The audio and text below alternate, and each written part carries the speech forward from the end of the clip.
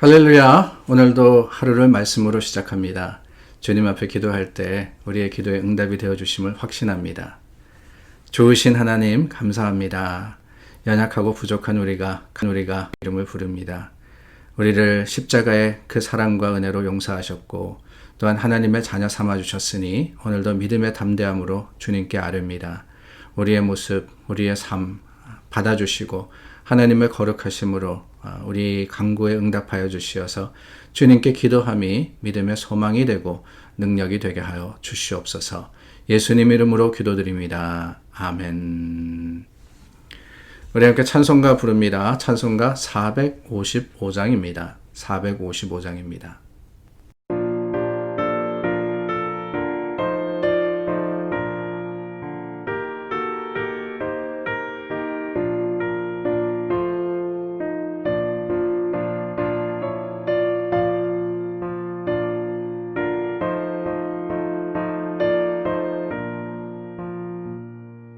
주님의 마음을 못 받는 자, 그 맘에 평강이 찾아오면 험악한 세상을 이기리니 하늘로부터 임함이로다.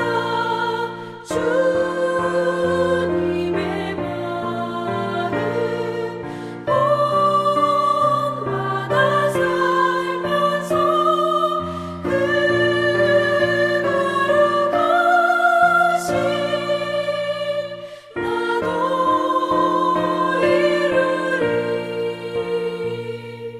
주 모습 내 눈에 안 보이면 그 음성 내 귀에 안 들려도 내 영혼 날마다 주를 만나 신령한 말씀 늘 배우도다. 주님의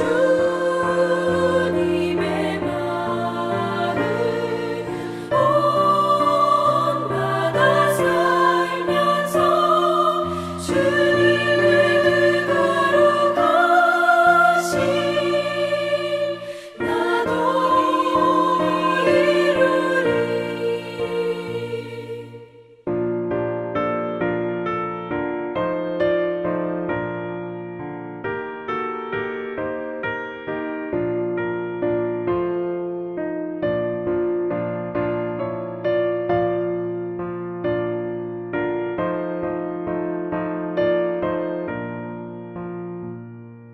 가는 길 거치고 험하여도 내 맘에 불평이 없어짐은 십자가 고난을 이겨내신 주님의 마음 본받음이라. 주님의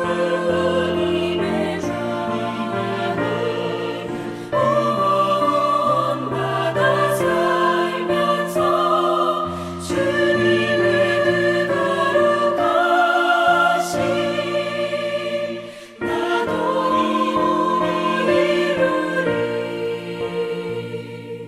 주 예수 세상에 다시 오실 그날의 무성도 변화하여 주님의 빛나는 그 영상을 다 함께 보며 주 찬양하리. 주님을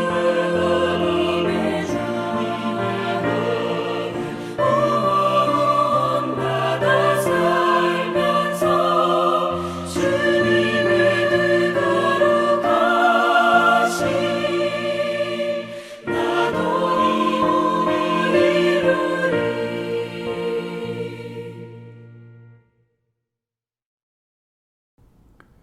출애굽기 22장 16절서부터 31절입니다. 사람이 약혼하지 아니한 처녀를 꿰어 동침하였으면 납폐금을 주고 아내로 삼을 것이요 만일 처녀의 아버지가 딸을 그에게 주기를 거절하면 그는 처녀에게 납폐금으로 돈을 낼지니라. 너는 무당을 살려두지 말라. 짐승과 행음하는 자는 반드시 죽일지니라. 여호와 외에 다른 신에게 제사를 드리는 자는 멸할지니라. 너는 이방 나그네를 압제하지 말며 그들을 학대하지 말라. 너희도 애굽 땅에서 나그네였음이라. 너는 과부나 고아를 해롭게 하지 말라. 내가 만일 그들을 해롭게 함으로 그들이 내게 부르짖으면 내가 반드시 그 부르짖음을 들으리라. 나의 노가 맹렬함으로 내가 칼로 너희를 죽이리니 너희 아내는 과부가 되고 너희 자녀는 고아가 되리라. 내가 만일 너와 함께한 내 백성 중에서 가난한 자에게 돈을 구워주면 너는 그에게 채권자 같이 하지 말며 이자를 받지 말 것이며 내가 만일 이웃의 옷을 전당 잡거든 해가 지기 전에 그에게 돌려보내라. 그것이 유일한 옷이라. 그것이 그의 알몸을 가릴 옷인즉 그가 무엇을 입고 자겠느냐. 그가 내게 부르짖으면 내가 들으리니 나는 자비로운 자임이니라. 너는 재판장을 모독하지 말며 백성의 지도자를 저주하지 말지니라. 너는 내가 추수한 것과 내가 짜낸 즙을 바치기를 더디하지 말지며 내 처음 난 아들들을 내게 줄지며 내 소와 양도 그와 같이 하되 이랫동안 어미와 함께 있게 하다가 여드레 만에 내게 줄지니라. 너희는 내게 거룩한 사람이 될지니 들에서 짐승에게 찢긴 동물의 고기를 먹지 말고 그것을 개에게 던질지니라. 계속해서 하나님께서 모세를 통해서 주신 명령과 규례에 대해서 나누고 있습니다.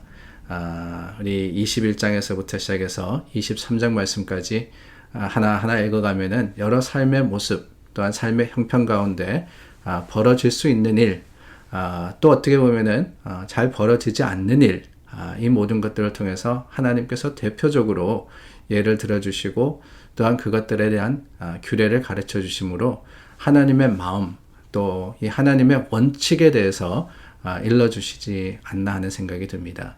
그 모습을 저희가 살펴보고 있는데 오늘 말씀 속에 두 가지를 살펴보기를 원합니다. 첫 번째는 18절 말씀과 20절 말씀, 18절에서 20절 말씀을 보니까 사형에 처할 세 가지의 죄가 나옵니다. 무당을 살려두지 말고 짐승과 행음하는 자는 죽일 것이며 다른 신들에게 제사 드리는 자는 멸하라 라고 하시는 말씀이 있습니다.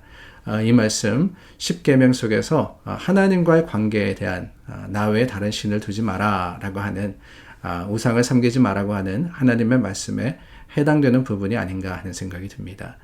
사실 이전에 나왔던 여러 삶의 모습, 여러 또 상황 속에서는 하나님께서 이런 일들을 했으면은 갚아라 라고 이야기를 하신 것이 대부분이었습니다. 동일하게 갚아라 할 때도 있고 또한 어쩌면은 더 많이 갚아라 라고 주신 그 말씀도 있습니다. 그런데 하나님과의 관계 속에서 벌어지는 죄, 무당 또한 행음 뿐만 아니라 다른 신에게 제사하는 것, 여기에 대해서는 하나님께서 갚아라 라고 하시는 것이 아니라 죽여라 라고 하시는 거예요. 그만큼 위중한 일들이기 때문에 그렇습니다. 그만큼 하나님과의 관계라는 것이 사실은 삶의 가장 근본이 되기 때문에 그렇습니다. 이스라엘은 어떤 백성이라고 우리가 부릅니까? 하나님의 백성이라고 부르지 않습니까? 하나님께서 택하셔서 백성 삼은 하나님의 것 삼은 나라가 바로 이스라엘입니다. 그렇기 때문에 그 근본에는 뭐가 있느냐? 하나님이 계시는 거예요. 하나님의 말씀이 있는 겁니다. 그 위에 삶이 어떻든 간에 서로 관계 속에서 이렇게 살아가고 저렇게 살아가고 이런 것들이 이루어지는 것이지 그 근본이 무너지게 되면은 결국 다른 것들이 아무리 잘 된다 할지라도 소용이 없는 거예요. 그래서 하나님께서는 하나님과의 관계 속에서 하나님을 섬기는 일에 소홀한 것 또한 그것에 대해서 잘못된 것은 가차 없이 벌하고 또한 바로 잡으라고 명령을 하시는 겁니다. 그러고 보면 근본이라는 것이 참 중요합니다. 우리가 항상 이야기하는 거 있잖아요. 뭐가 중요한디? 다른 게 중요한 게 아니에요. 하나님과의 관계가 먼저 바르게 되어야 됩니다. 그러고 난 다음에 사람과의 관계를 이루어 가는 거예요. 아무리 사람과의 관계가 좋다 할지라도 하나님과의 관계가 올바르지 못하면은 그것은 잘못된 삶일 수밖에 없고 잘못된 모습일 수밖에 없는 거예요. 문제는 뭐냐? 우리는 흔히 이 가까이 있는 사람과의 관계를 더 중요하게 여기더라 하는 겁니다. 교회 생활을 할 때도 그렇습니다. 신앙생활 할 때도 그렇잖아요. 하나님과의 관계 속에서 무슨 문제가 있으면은 당연히 그 문제를 우리가 해결해 가야 되고, 그 문제를 넘어서지 못할 때는 우리가 또한 어떠한 결단을 내려야 되는데, 대부분의 분쟁과 분열은 그게 아니더라고요. 뭐냐? 저 사람과의 관계 속에서 내가 힘들다, 마음이 아프다, 상처받았다, 문제가 있다, 어려움이 있다. 그래서 나는 교회를 떠나야 되겠다. 글쎄요, 제 경험상으로는 우리 교회가 어떤 신앙적인 문제가 있어서 신앙적으로 잘못됐기 때문에 교회를 떠난다라는 분은 없었다고 저는 생각이 됩니다. 다 뭐냐?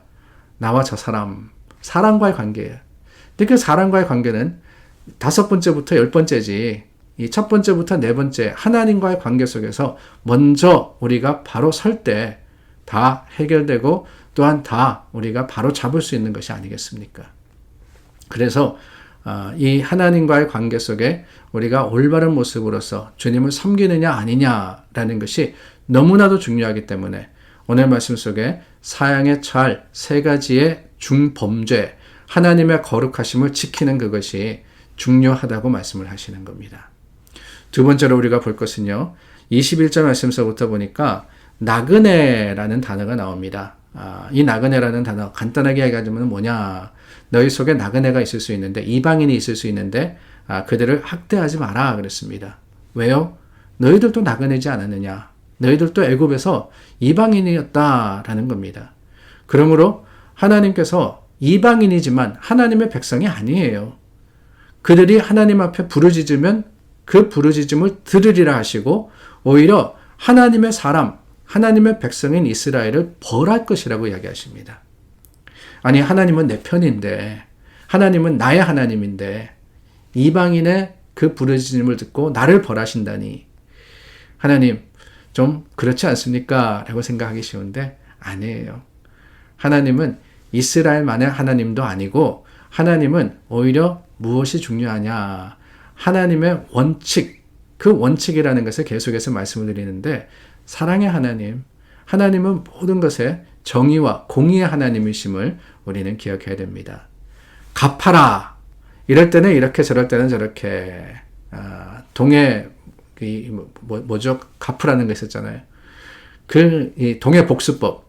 동해 복수법만이 아니라, 이럴 때는 4배로, 5배로 갚아라 라고 하시는 그 모든 말씀은 하나님의 어떠한 이 원칙, 하나님의 어떠한 모습을 우리에게 보여주느냐, 다른 게 아닙니다. 공의로우신 하나님, 정의로우신 하나님. 그 정의라는 것은 나만을 위한 게 아니고, 나만을 위한 거면 그건 정의가 아닙니다. 모두를 위한 것이 될 때 우리는 그 가운데 하나님의 주시는 샬롬과 주님의 주시는 은혜를 받아 누릴 수 있는 거예요. 나그네를 선대하라는 말씀, 나그네를 압제하지 말며 그들을 학대하지 말라. 왜요? 너희도 나그네였다. 너희도 나그네였다. 그 말씀을 우리가 기억하면서 오늘 우리가 서로를 대할 때 어떤 마음을 가지고 대할 거냐? 주님의 마음은 무엇이냐? 다른 게 아닙니다. 상대방 속에 내 모습을 보는 거예요. 나도 연약합니다. 나도 연약하다면 상대방도 연약한 거예요. 그 모습 가운데 우리가 서로를 긍휼히 바라보며, 또한 하나님의 마음으로서 용납하고 감싸주고 오히려 기도하는 그런 교회와 성도들의 모임이 될 수 있기를 간절히 소망해 봅니다. 기도하겠습니다. 참 좋으신 하나님, 우리 마음이 하나님의 마음을 닮아가기를 원합니다. 주님, 우리 가운데 임하셔서 말씀으로 주시는데 그 말씀 속에 하나님의 뜻을 헤아려서 그 뜻대로 행하기를 다짐해 봅니다. 아직 연약하고 부족하여서 참 우리 주님 앞에 온전하지 못하다 할지라도 주님 도우시는 그 말씀과 또한 성령의 능력을 따라서 하루하루 주님 닮는 자들이 될 수 있도록 도와주시옵소서. 예수님 이름으로 기도드립니다. 아멘. 오늘도 중보하여서 기도하기를 원합니다. 우리 서로를 위해서도 기도하지만 세상을 위해서도 기도하면 좋겠습니다. 마지막 때가 가까울수록 전쟁의 소문은 늘어가고 여러 어려움들과 아픔들이 많아질 거라 그러셨습니다. 이 마지막 때 우리가 나라를 위해서, 세상을 위해서 기도하면 하나님 들으시고, 또한 그 모든 기도 가운데 또 주님의 나라가 더욱더 가까이 올 때 우리가 준비될 수 있도록 도우시리라 확신합니다. 우리 함께 기도하겠습니다.